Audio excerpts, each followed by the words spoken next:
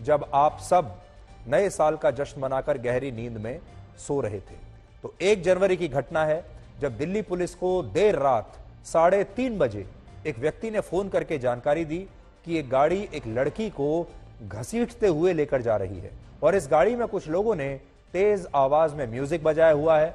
और पुलिस जब घटनास्थल पर पहुंची तो उसने देखा कि गाड़ी तो वहां से जा चुकी है, लेकिन सड़क पर एक लड़की का शव पड़ा हुआ है और गाड़ी के साथ 10-12 किलोमीटर तक घिसटने की वजह से इस लड़की की मौके पर मौत हो गई। उसका जो शरीर था वो बहुत बुरी स्थिति में था क्योंकि उसकी खाल पूरी तरीके से बाहर आ चुकी थी, छिल चुकी थी। क्योंकि आप अंदाजा लगाइए, किसी लड़की को कोई गाड़ी 10-12 किलोमीटर तक लगातार घसीटते हुए सड़क पर ले जाए तो क्या हाल होगा।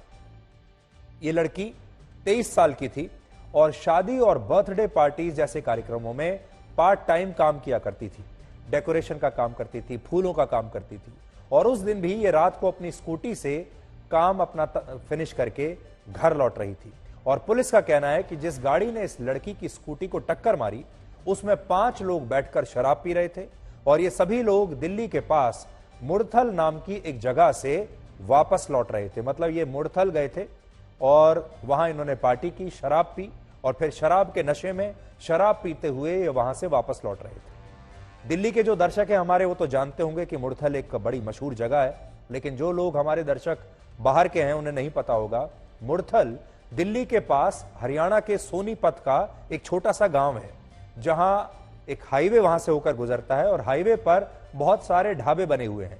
मुड़थल जो जगह है वो इन ढाबों के लिए मशहूर है और दिल्ली के बहुत सारे लोग अक्सर अपनी गाड़ियों को बार बनाकर इन्हीं ढाबों पर खाना पीना खाने के लिए जाते हैं, मौज मस्ती करने के लिए जाते हैं, शराब पीने के लिए जाते हैं। और ये 5 लोग भी उस दिन मुड़थल से ही लौट रहे थे, लेकिन इस दौरान दिल्ली में इन लोगों ने स्कूटी पर जा रही इस लड़की को टक्कर मार दी और इस दुर्घटना के बाद जब ये लड़की गाड़ी के नीचे आ गई तो ये गाड़ी उसे घसीटते हुए 10 से 12 किलोमीटर तक दूर ले गई। जो सीसीटीवी वीडियो हम आपको दिखा रहे हैं ये उसी समय का है जब ये गाड़ी इस लड़की को घसीटते हुए लगातार ले जा रही है और आरोपियों का कहना है कि वो गाड़ी में तेज आवाज में म्यूजिक सुन रहे थे, जिसकी वजह से उन्हें यह पता ही नहीं चला कि उनकी गाड़ी के नीचे एक लड़की फंसी हुई है, इसलिए उन्होंने गाड़ी को रोका नहीं।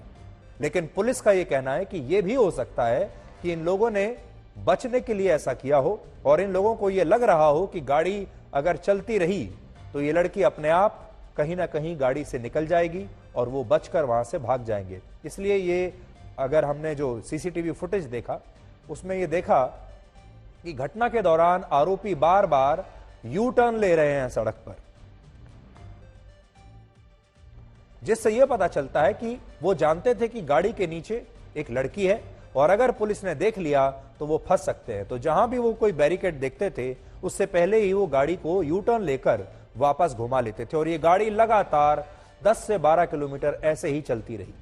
पुलिस ने इस मामले में जिन 5 लोगों को गिरफ्तार किया है उन सभी की उम्र 25 से 27 वर्ष के बीच है, 25 से 27 वर्ष। और अब तक इस घटना में लड़की के रेप जैसी कोई बात सामने नहीं आई है, पता नहीं चली है। लेकिन पुलिस इस एंगल से भी मामले की जांच कर रही है कि हो सकता है कि इस लड़की के साथ कोई बलात्कार किया गया हो या कहानी कुछ और ही हो।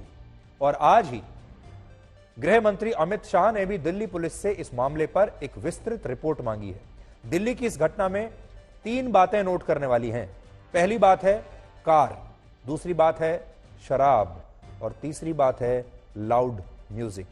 अगर आप देखेंगे तो ये कार असल में एक नाइट क्लब बन चुकी थी।